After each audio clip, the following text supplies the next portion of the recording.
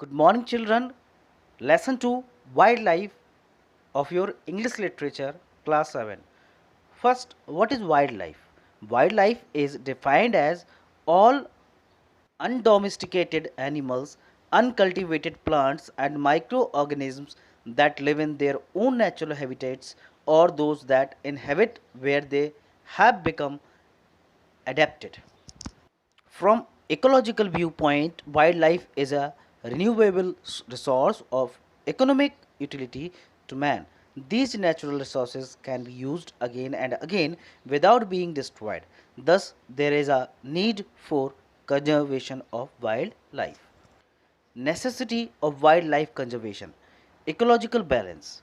Different types of plants and animals are linked to food chain and maintain the balance of nature, making the environment as self-sustaining system. Once this equilibrium is disturbed, it leads to many problems.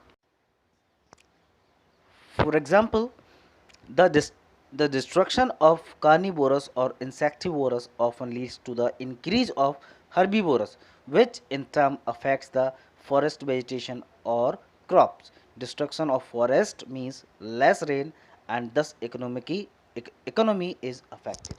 And wildlife is necessary for economic value also. Many wild plants are the source of useful substances like timber, tannins, gums, resins, paper, dry fruits, etc. There are so many wild plants which are used in Ayurvedic and Unani systems of medicines. Wildlife is also necessary for gene banks. Wildlife is much helpful as gene bank for breeding programs in agriculture and in animal husbandry. And wildlife also necessary for sports and recreation.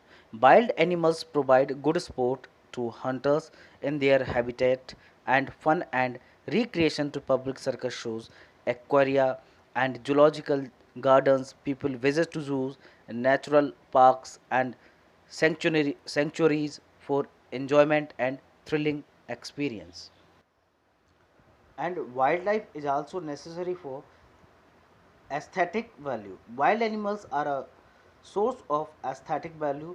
Green forest, bright colored flowers, graceful beasts, colored fishes, butterflies, singing birds, and grace to the biosphere. The world without these magnificent creatures would be a dull place to live in. Cultural value also.